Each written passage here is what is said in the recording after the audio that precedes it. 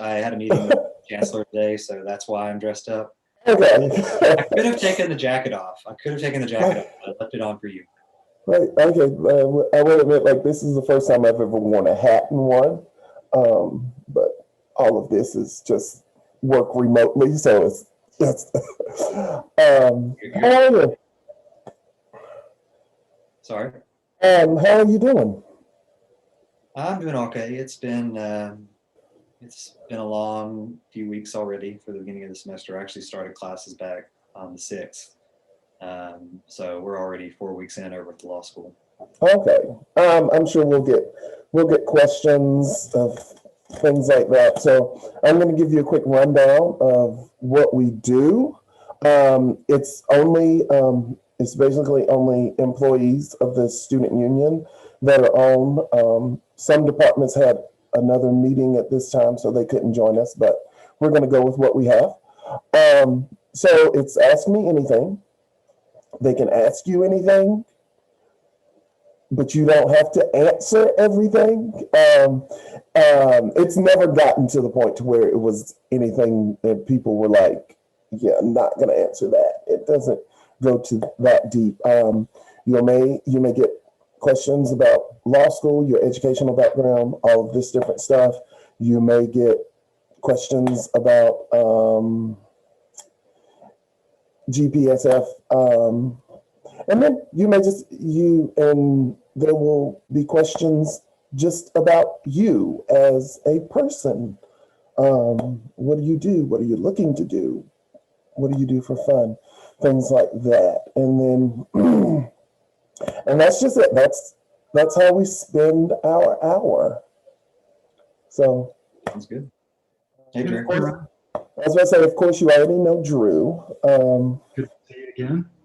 But yeah, like, you've met me and you've met Drew, but I don't know that you've had the opportunity to meet a lot of people that work in the union, especially with the year we've just had. So, Drew, if you are ready, Ready to go. we will just jump into this thing and try to have some fun while we're doing it. All right. All right, so for everyone that's on, hello. Thank you for coming and participating in our now ninth. Is this ninth? It's either 8 or 9. Can't remember. Ask Me Anything.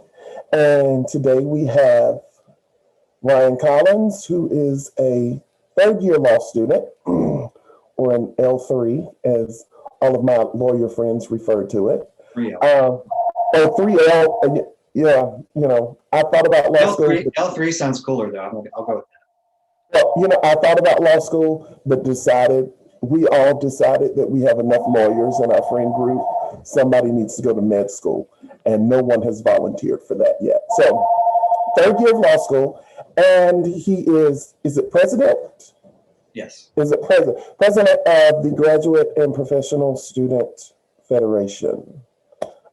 So we'll get into questions. You all know how this works. If you have a question, do not put it in the chat, put it in the Q&A. There is a difference. And Ryan is from State Road, North Carolina. So Ryan, I pride myself on knowing North Carolina, where things are, but it is strictly based on what high school is in that place. So what high school did you go to? So I did not go to high school in my hometown or even in my home county. I went to East Wilkes High School, which is the next county over. And my parents taught in Wilkes County, so that's how I ended up in that school district. Okay, so what high school would you have gone to? I think I was technically in the Elkin City School District. Goodness, my mother and I were just talking about Elkin today. Surrey County. Yes. Got it. I know where you are. Elkin, home of the famous Grissom football playing boys. Love them. So okay, now I know because I saw the state road and I'm like, I don't know where this one is. So anyway, so last year you were elected president of GPSF, correct? Yes. So take us through your year because I am pretty sure this is not what you envisioned for your life as you were elected for this position. What month was it that you were elected? Was it before the pandemic? February. Okay. So right before everything went crazy. So how's that going for you? Because you go and you're like, I'm going to run for this, and I saw that you were involved in the organization already, and so I'm going to be president. What were your thoughts when it was like, okay, we're going home, so let's see how this pandemic pans out, and here we are almost a year later, and still not out of it. Yeah, I mean, I think like a lot of people, I certainly didn't expect this to last this long. I remember we were I was treasurer last year and I was talking with my counterpart on the undergrad side about the student fee audit committee that we co-chaired, and we were like, oh yeah, well, we may be back to in-person meetings, so let's not, jump the gun on anything yet. And of course that was sorely mistaken. And then we get to the summer and it's like, hopefully we'll be back by the fall. And then of course, the longer this drug out, increasingly became realizing that this was, going to be in for the long haul. And so I think that, my goal from the beginning was we set out with a platform, a set of goals that we wanted to accomplish. And I wanted to try to, I didn't want to abandon that just because of the changed circumstances. So it was, but at the same time, recognizing that we had to be able to pivot and to think about a whole different, set of issues. So a lot of the summer was making sure that we were advocating for graduate and professional student interests as it pertained to COVID-19, whether that was making sure that they had the financial support and the accommodations. So we really pushed to make sure that these various relief funds, these supplemental support funds for students were available to graduate students. Working, and then as the plans started to come together for the attempt to reopen in the fall, making sure that we were keeping in mind the interests of our constituents, because it wasn't just the student aspect of it. It's the interesting thing about being a graduate or professional student is that many of them are occupying not just the student role, but also the employee role as a research assistant, a teaching assistant, a graduate assistant. And so making sure that as decisions were being made about the reopening process, that their safety and well-being in both of those contexts was being considered. So that was accommodations that they were teaching or expected to work in lab, extensions to degree completion if the pandemic was interfering with their progress towards their research or their dissertation. But then also the same thing that our undergraduate counterparts were concerned with in terms of grading accommodations and things like that for folks that were still, sort of in the traditional class setting. So, in the spring semester of the law school, we went to a mandatory pass-fail. That was very much a locally driven issue, but that was something that across the board people were concerned about, is making sure that those accommodations were there. So we've tried to still work on the things that we originally set out to do, but have definitely had to make adjustments and think about other how all of this fits within the COVID context, and both the new issues and problems that has brought to bear, but also in some ways exacerbated some of the things that we already knew were a concern. Just a big, broad question for you. We've heard in working with a lot of students about the need for connection and need to feel connection with the university. Just wondering how as staff, you've got a lot of staff watching and listening in. What's the best way that graduate students do you think could be supported during this time? It's a good question. I mean, I think that it varies a little bit from one room group to the next. I think there is just support in general. There's definitely a desire for mental health support and making sure that we're being conscious of just the extreme stress that people are under right now. Academically, I mean, there's just inherent stress that comes with being in constant crisis over the past almost 12 months. So, folks are really feeling that. And in some cases, many of our constituents have the added burdens of potentially having partners or having children that they're tending to. So they're dealing with all of the added stress that comes with that in a pandemic world. And so I think that, people are looking for that resource and that support, just being conscious of their situation. But there is also, as you said, there's that desire for community. And I think it is challenging because you have I think a certain wing of folks that would like more of that socially distant in-person interaction, to be able to see people outside their computer screens. But then you have others that are less comfortable with that. So you have to, how can you bring folks together virtually, but also being conscious of the fact that everyone has Zoom fatigue. So it's not easy, but I mean, people definitely want that, and they definitely are craving that opportunity to be connected. So I think you have to figure out how do we sort of offer different options for different people depending on their comfort level and what they're looking for and what their station is in life. Great. So first, I want to commend you on the job you've done. I've seen you in numerous meetings, just going through different plans for the university and things. And you all have done phenomenal and amazing work. So thank you for that. So questions, law school questions. So you're finishing up. You will graduate the end of this semester. What's next for Ryan? What type of law are we going to be practicing, and where do we see ourselves going from here? That is an excellent question. So I'm in the middle of my job search right now. And,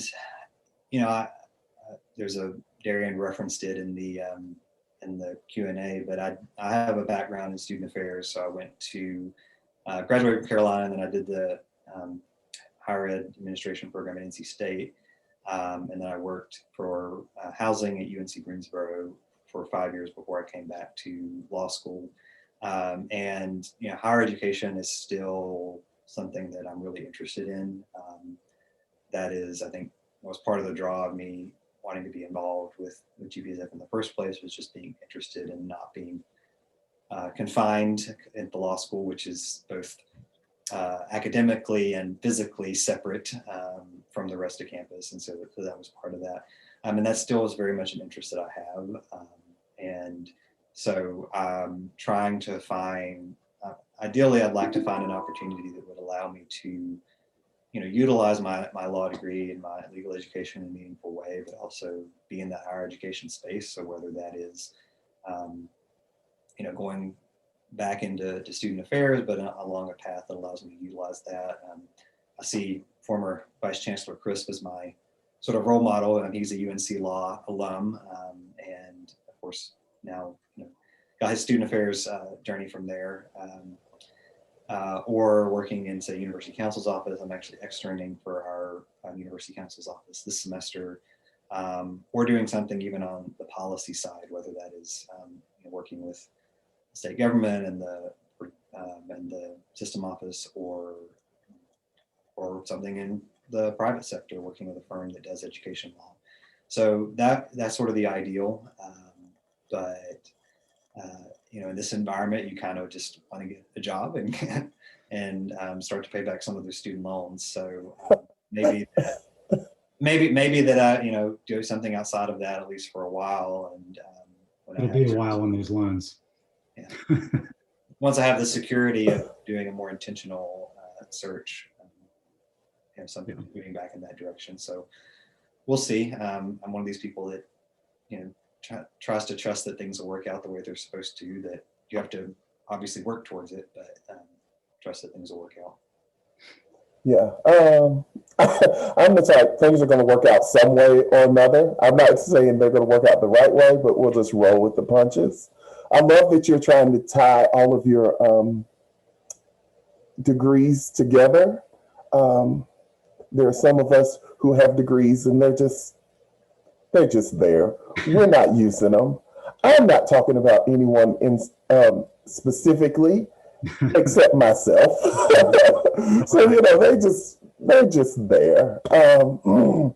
And I completely understand the whole student loan thing. I think I've calculated at the rate that I pay that mine are going. I think I would fully pay mine off when I'm 126 years old.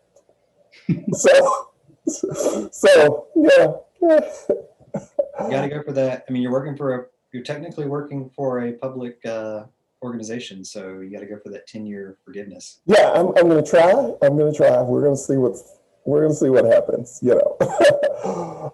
So we do have some questions, and in the chat, we have one thing in the chat where Darren Abernathy, whom you know, says she remembers meeting you the day before spring break.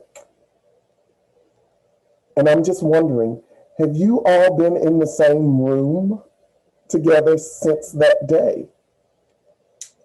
Not a physical room, I don't think. Yeah. Only a limited number of people that I've seen in person since before spring break of last year. Which is crazy. We're coming up on a year, and we have all these spaces where we spend all this time with different people, but yet not in the same physical space. So I've just spent a lot of time with some people that I've never physically met. So it's a weird new world, I guess. So we do have some questions.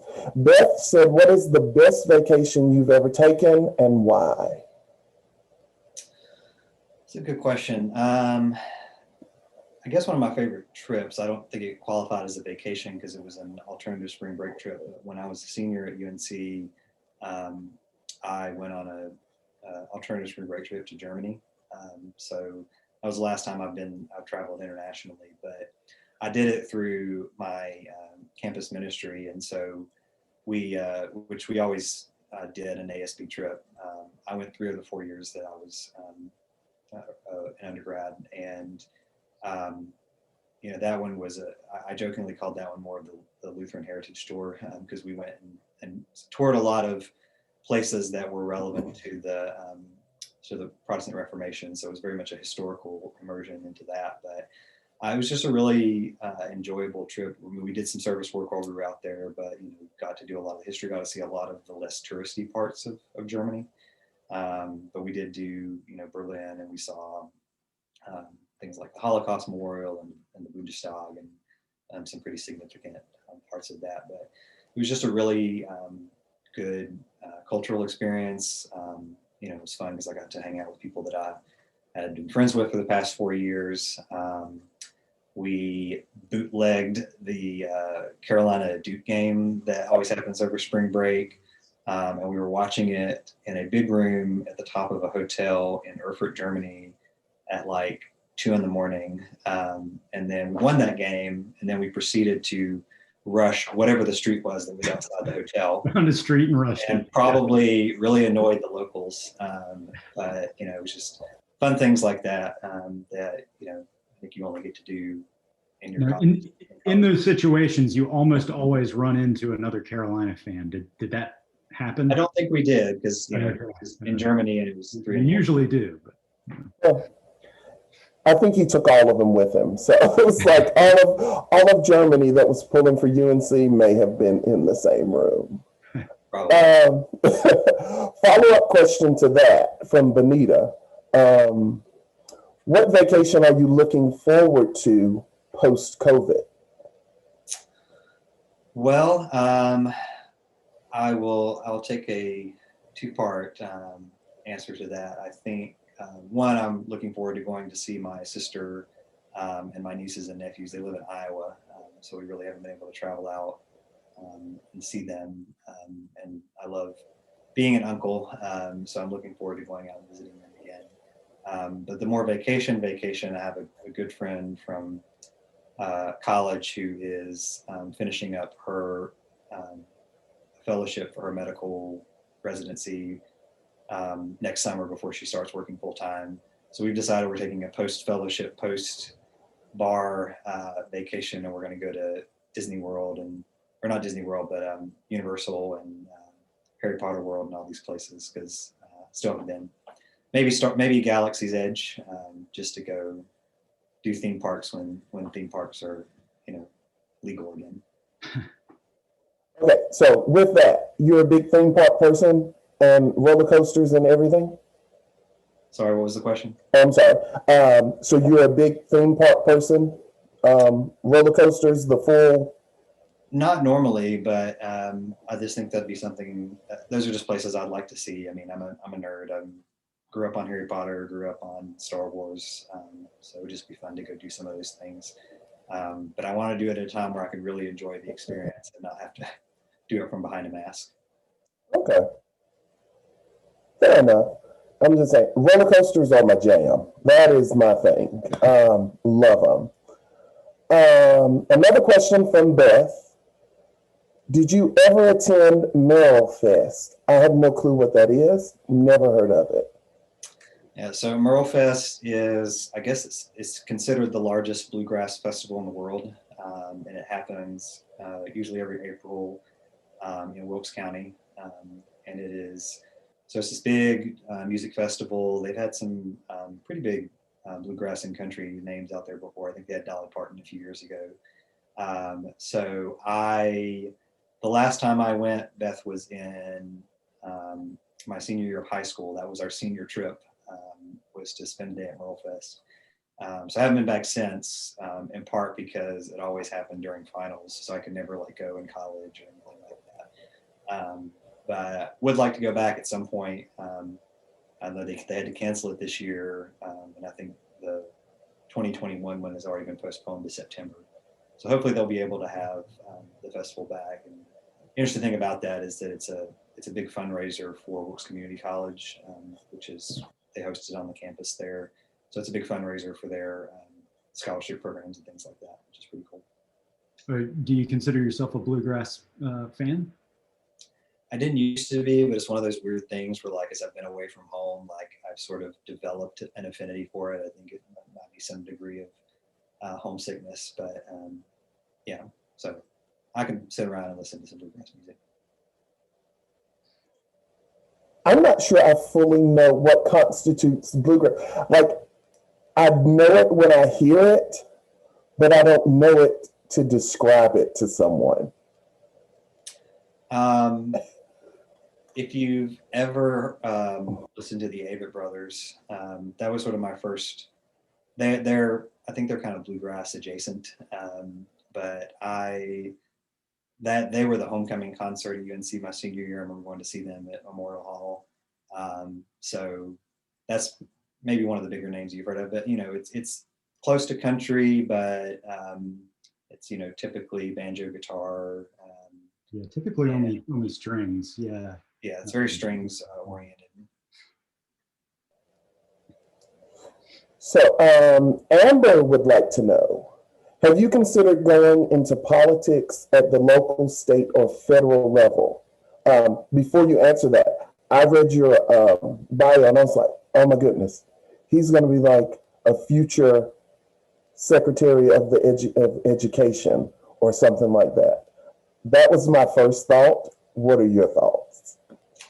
So I definitely have political aspirations. I think the challenge is figuring out how I reconcile my career interests with that. So my sort of long running goal is eventually want to run for governor. So I've actually got Roy Cooper's picture up here in my office. His son Leslie Knope-esque inspiration.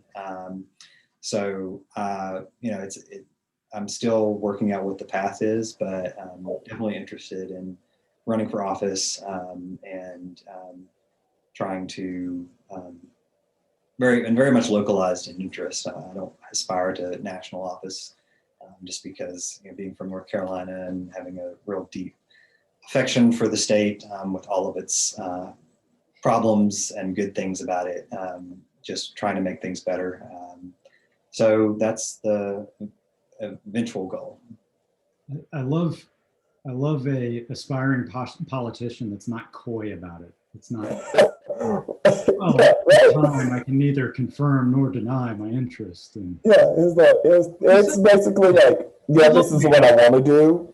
So we just have to figure out how we're going to put it all together and make it work. yeah, So Darian's typing in slogans, I see. So yes, I was just about to say, Darian Abernathy, I am loving you right now, and I am loving that you have joined us. So we're going to go on to your question.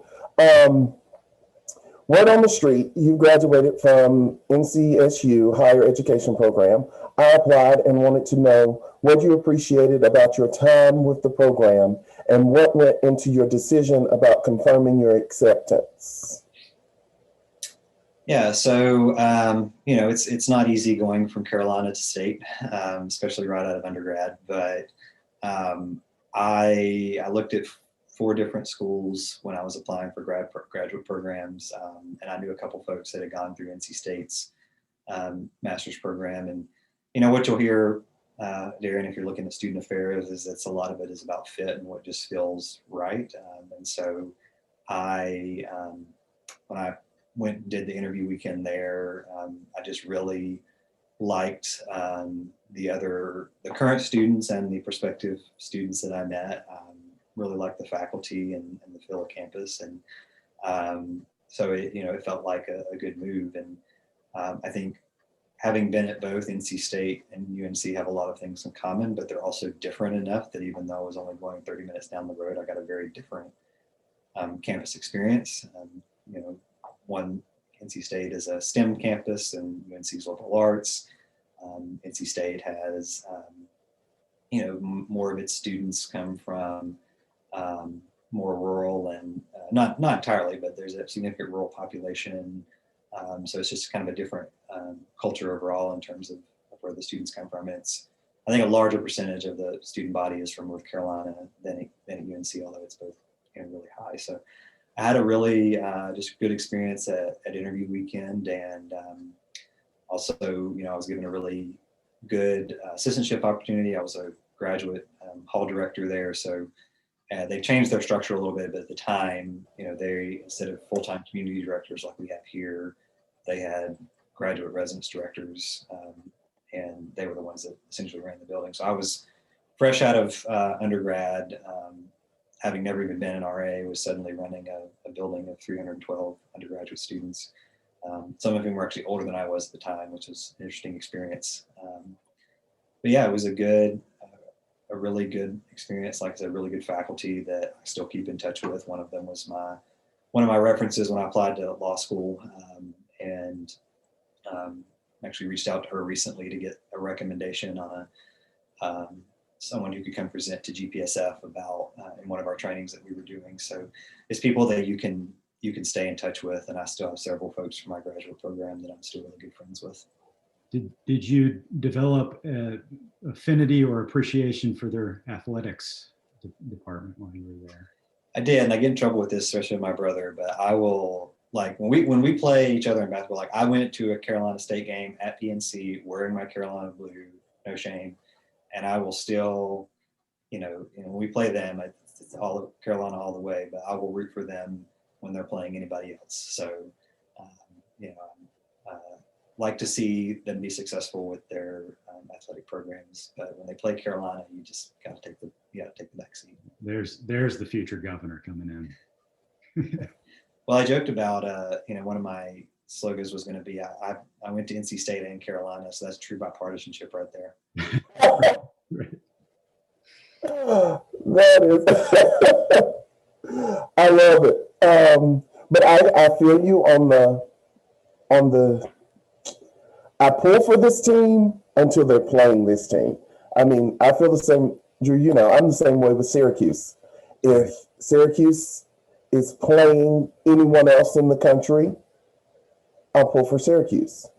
When Syracuse plays Carolina in anything, can't do it.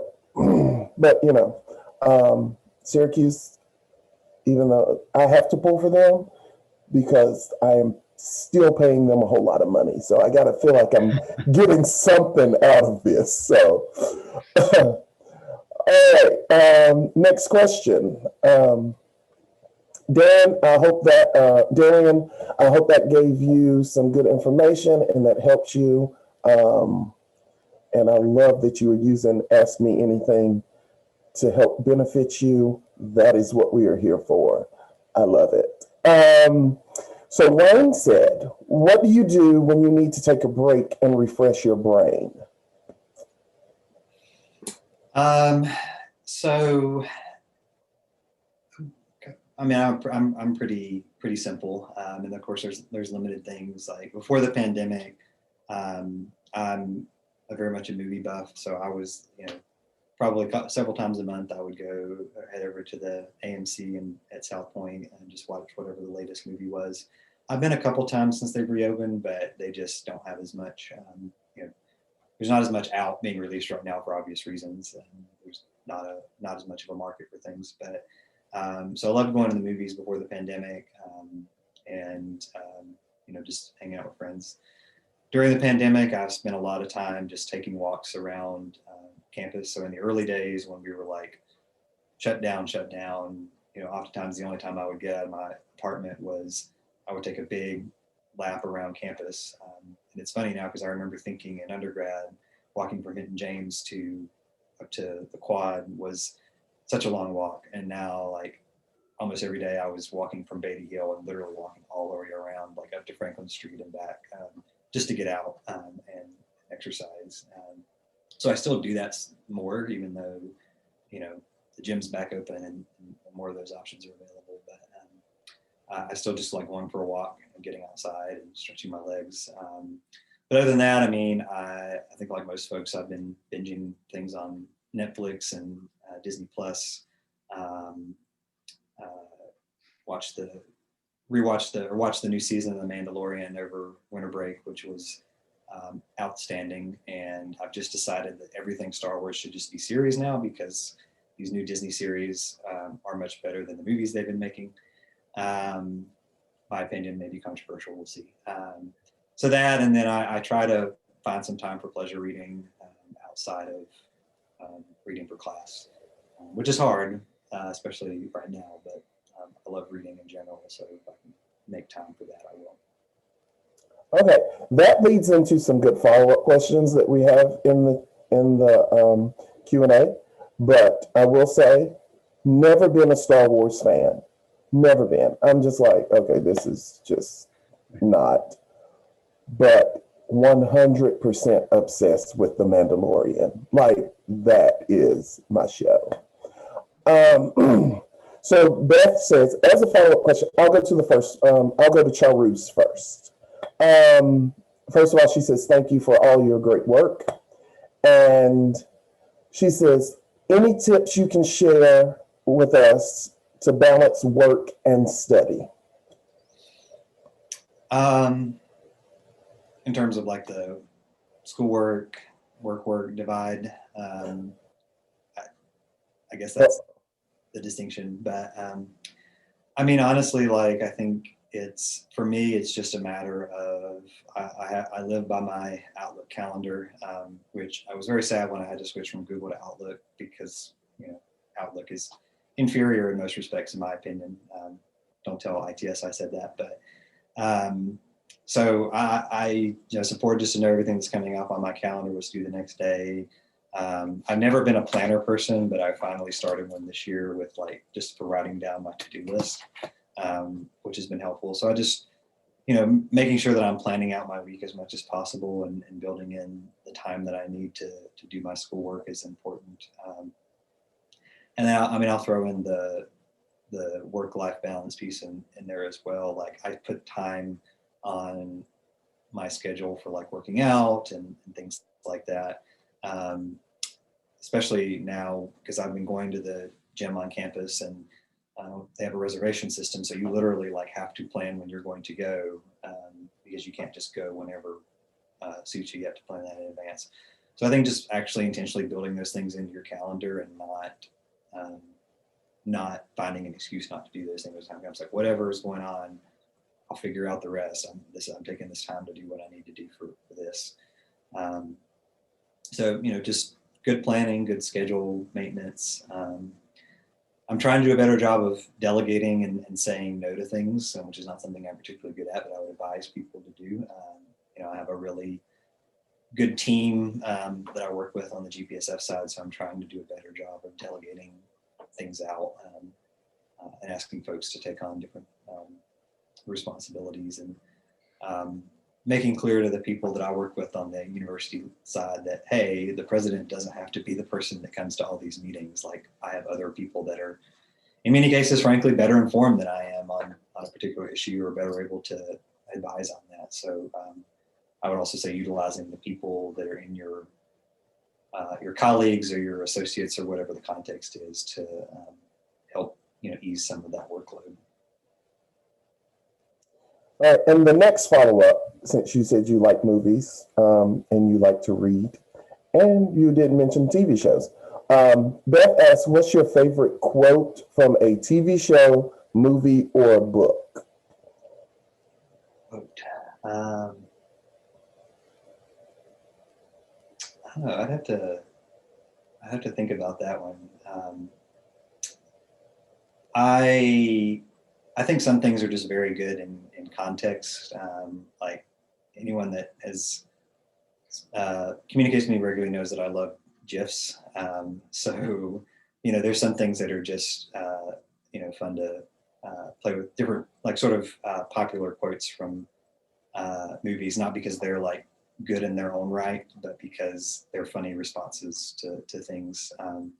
So I being a so I don't really have a good off the top of my head. I honestly can't think of a movie quote that comes to mind, but yeah, so that's not a really good answer. I'll have to think about that and come back to you. Okay. How about this? Because this may be an easier one. What is one movie that you can or almost can quote from start to finish once the movie's on? You could go through the entire dialogue.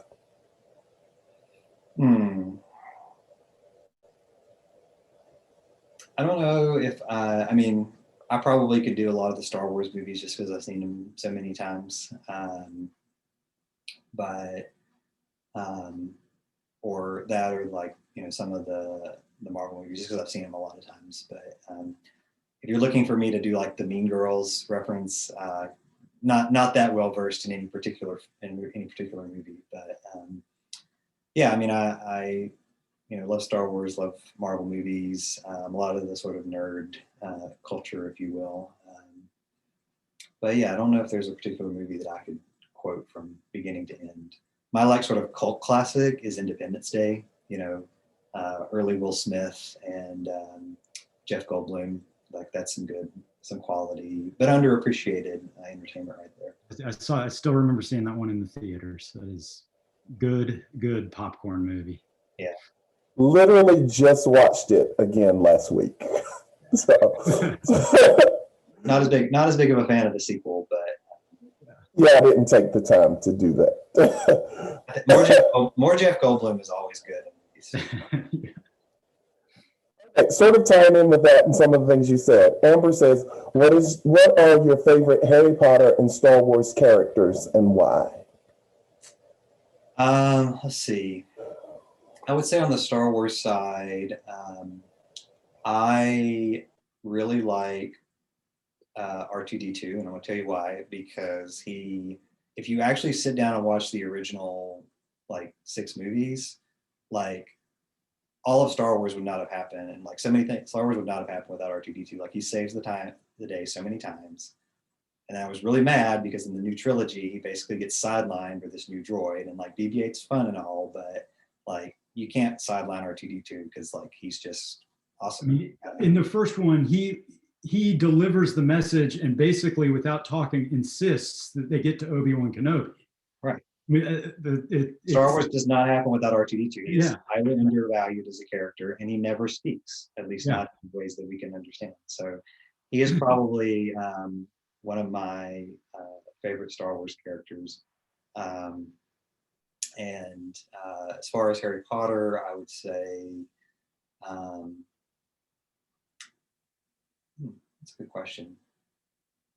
I really like, I mean, I think it probably sounds like a cop out to say, but I like, actually, I'm going to tell you who I like. And from the newer movies, I like Newt Scamander. He's in the new Fantastic Beasts movie, and I think that he just has an interesting, and I like the way that Eddie Redmayne does the character. So I think that he's just got, I hope that they're able to keep that storyline going. I know they had some issues with Johnny Depp. Well, Johnny Depp did some really bad things. Let me rephrase. But I think they're going to recast and move forward with that. So I'm excited to see what they do with those movies, and excited to see more Jude Law as Dumbledore. I thought he does that character really well. Cool. Mine is Luna Lovegood. Love her for some reason. Like she's just everything for me. Okay, so Amber would also like to know, this has nothing to do with anything we previously talked about. If you'll find we jump all over the place. We're all over the place with this. But that's why we love it. Do you play an instrument or sing? I sing at church. I do not sing because I'm good or because I want other people to hear me. But I do play piano. I grew up taking lessons, and I don't have a piano with me, so I pretty much can only do it when I'm at my parents' house or somewhere that has one. Not as good as I should be for how long I took lessons growing up, but it's definitely something that I want to get back into after I graduate, and try to take some lessons again to improve my skills.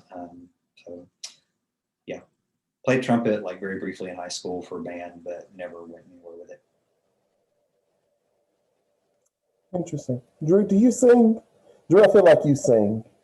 I do not sing. Violin and a little bit of piano for me, and no one wants to hear me play either one. Drew, you play the violin. You've been keeping secrets from us. Like I sing. Growing up, I never felt like it was cool, so I never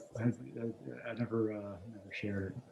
I'm over all that now, and it is cool. It is, as a matter of fact, cool. So. Okay, so Drew, apparently you need to join Darian because she plays the violin. Yeah, I just thought like all right. Ryan, you will see. Drew and I sort of go off on tangents sometimes. Just bear with us. We're Alexandra asks, what advice would you give someone who's contemplating going to law school? I would say, I think one is to, I think, be clear on what it is that why you want to go. Because when you get here, you're going to be surrounded by a lot of people that have, I think, very fixed, have very much know what they want to do, or have very fixed ideas about what law school should be leading you toward. UNC is a little bit different, I think, in that it has a very strong focus on public interest and public service, and that is something that certainly on the student side is very valued. So it's not like everyone is coming here to go work for some big New York City firm. Some people do because that's what they want to do. But I think just having clarity about why it is you're wanting to do it, because it is a huge commitment. It's 3 years of your life. There are some places that do night programs, but it's definitely not as common as, say, a PhD.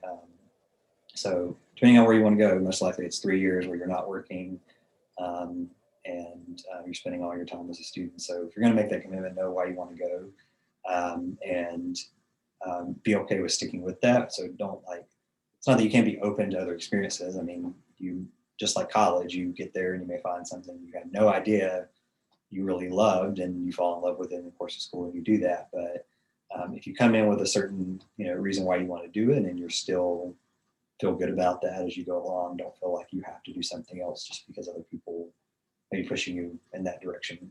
That's something I've had to struggle with personally.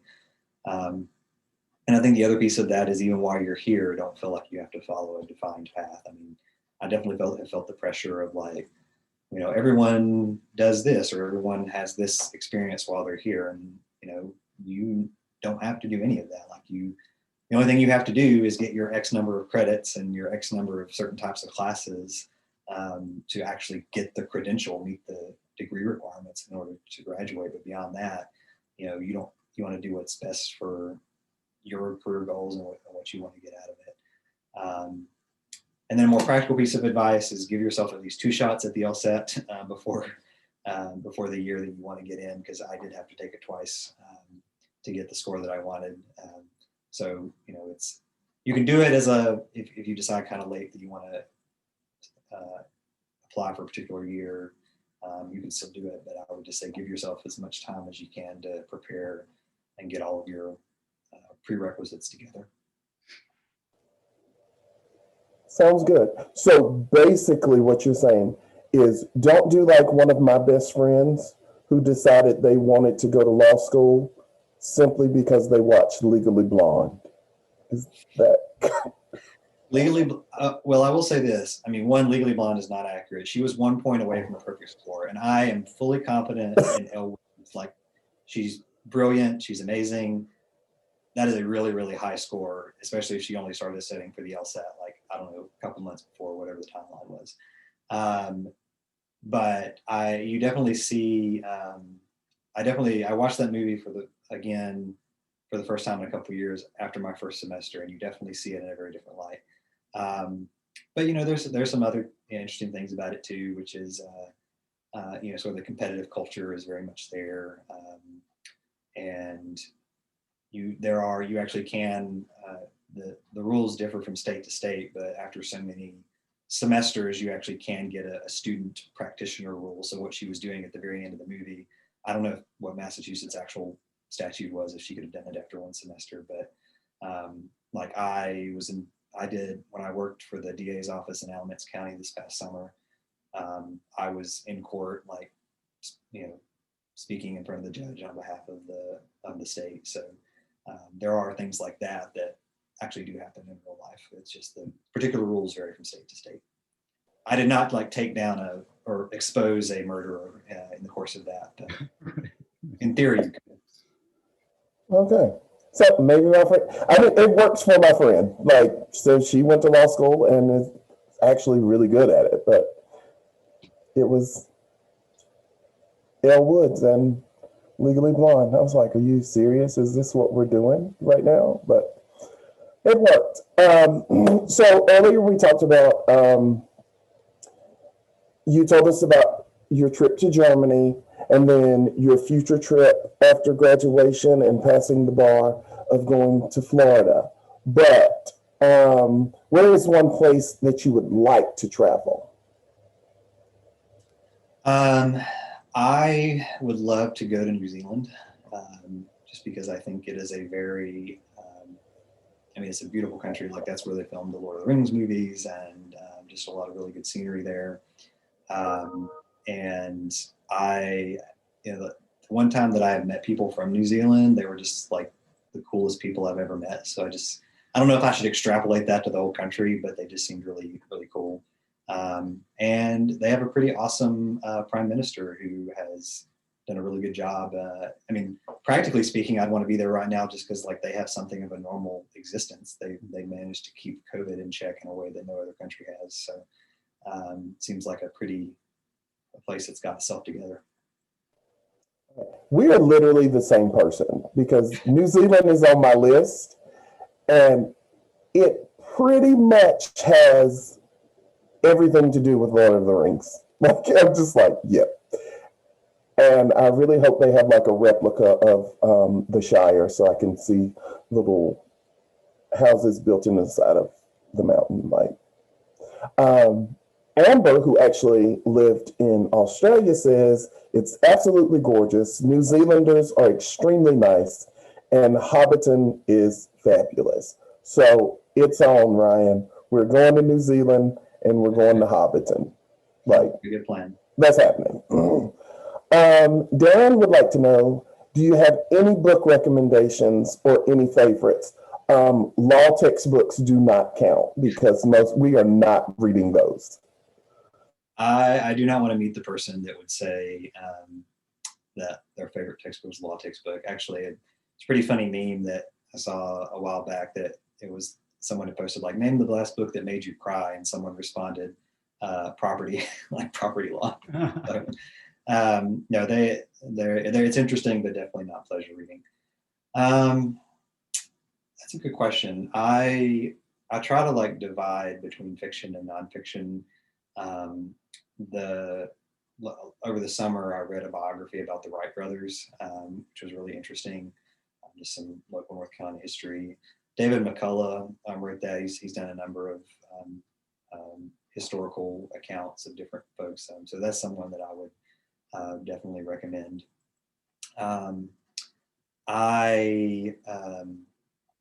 There's the one that I'm excited about. Right now I'm reading one called The River Why. It's an older, it was published in like the 80s, but it's kind of like a Walden-esque personal journey of self-discovery. Although I didn't realize how much of a focus of it was on fishing, which I don't really connect with, but it's interesting, it's really good writing. So I'm interested to see where the story kind of goes. But I'm excited to start after I finish that I just became aware of. There is a faculty member, I think she just started at UNC, who wrote a fictional fantasy story about a student who has like superpowers, but it's set at UNC. So she's a UNC student who like discovers she has these mystical powers. It's called Legendborn. I don't remember the author off the top of my head, but so that's on my shelf, and I'm excited to start it whenever I finish the book I'm on now. Huh. Check that one out. I had to write that down because I have decided that I'm going to read a book a month for 2021. So that is now on my list. So do you have a favorite sport and why? Well, there's definitely a distinction between playing and watching. So I grew up on Carolina basketball, so I love watching basketball. I like playing it, although I'm not very good. I played tennis and soccer in high school, and kept up with tennis more so after high school because it's easier. You just need one other person, and it's a very COVID-friendly sport because you're naturally social distanced. So enjoy playing tennis. I did some USTA leagues when I lived in Greensboro, but favorite sport to watch is definitely college basketball. Fair enough. I mean, that's never a wrong answer right there. And I have also found that anyone and everyone that comes to Carolina for undergrad, at some point in time during the 4 years, they feel like they can play basketball. It's like, all right, we're going to go play pickup games at Cobb. And then you get out there and you realize, yeah, that was not the best thing for me. Like, that was just not. Yeah. Who would you like to see win the Super Bowl? And there is a right and wrong answer to this question. I'm just going to put that out there. Well, I don't watch the NFL. I'm nominally a Panthers fan because I'm from North Carolina. But I think the one universal truth of everyone, whether you're an NFL fan or not, and you're not from the Northeast, is whoever is playing against Tom Brady. So I guess I'm rooting for the Kansas City Chiefs. That is the correct answer. Right there with you. So, just so you know, that is the correct answer. Oh, Darren, we'll talk later. Darren is not agreeing with us, but Darren and I will have to talk about this later. Alexandra is all on board. She's a New Yorker, so she is not pulling for Tom Brady. So, Has he not said enough history, Darian? Darian, okay. Ade Marchese for Life is a TV show inspired by the life of Isaac Wright, who became a lawyer in jail. Do you support initiatives to allow inmates to become lawyers while in jail? Yeah, I mean, absolutely. I haven't seen that show before, but I'll have to look into it. I mean, I think first we have to face the reality that there's a lot of people in jail that shouldn't be there, or at least certainly should not be there for as long as they've been sentenced to. So there's a lot we need to do. You know, there needs to be a lot of reform in our criminal justice system, just period. Like that is abundantly clear, just even from the work that I've done in law school. But to the extent that you have folks that are there and have done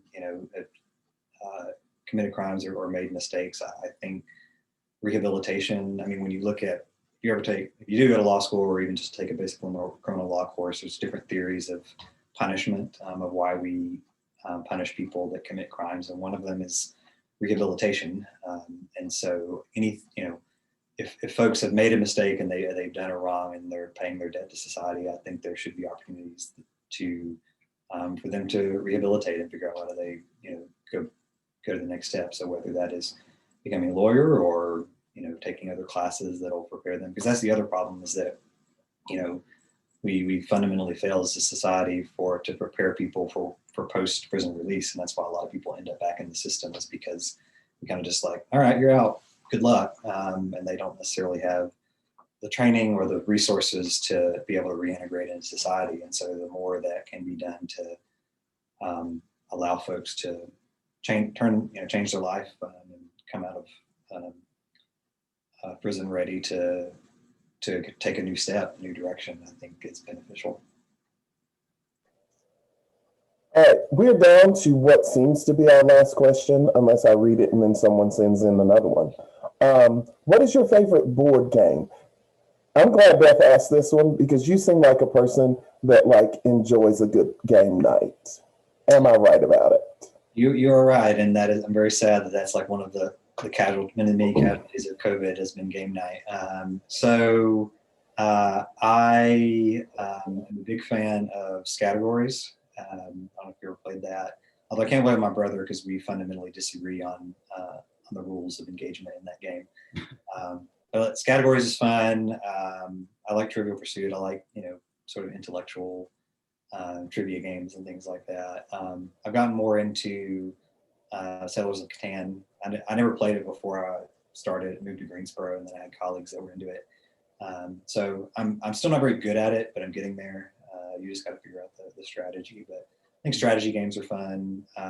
Chess is always a good go-to. That was probably one of the first board games I learned outside of like Monopoly or checkers or whatever you play as a kid. Okay. Ticket to Ride is an awesome game. It's kind of strategy, and you should check that out if you've not. We did get 2 more questions. Would you consider being a contestant on Jeopardy? If there's like a college version, I don't think I could hang with the people that are on the regular version. Yeah, I think you've surpassed the college version. Grad school and law school, I don't think those count. I think you'd have to be on the... They'll do a law school edition. And Darren's question, it is a question that we always ask at the end, whether it's about yourself or just in general, is there anything you want us to know that we haven't covered here? Broad question. I'm just, I guess in some ways I am an introvert at times, but COVID has really made me realize how much I enjoy being around people. So I am very much looking forward to, seeing folks in person again. I'm a social creature, but also a quiet social creature sometimes. So looking forward to just being around people, just in general, like, being able to go and sit next to strangers in Barnes and Noble and read a book or something like that. Just sort of those real basic being around folks kind of thing. So that's where we hit a wall of difference. I don't think I've ever been called an introvert. So, yeah, that's where we're different. All right, so TJ on the Myers-Briggs, but I've kind of flitted back and forth between I and E the 3 times I've taken it. all right, so that brings us to 2:59. This ends at 3 o'clock. First of all, Ryan, thank you for joining us. Also, thank you for being willing to switch to the month of January as opposed to February. You are welcome to come back and view this. Next up is Reeves. So you can come and see what Reeves has to say if you would like, or if you have the time. So everybody, I want to thank you for joining us. One day I'm going to remember exactly which edition this is. 8, 9, I'm going to say 8. Of Ask Me Anything. It is 8. It's 8. With Ryan Collins, who, if you've not gathered, may be someone to watch. He could potentially be our governor or our Secretary of Education or something in about, I'm going to say 15 years. Give it 15. So we will be getting out the information for the next episode, and we hope that you all can join us. Again, Ryan, thank you so much. You have now been upgraded to one of my favorite people in the world. And that is that's like a big deal. Exclusive list. Just so you know. I am honored. And thank you all for having me. Thank you. Thank you. All right, you all have a good rest of your afternoon and a good rest of your week, and we will see you next time.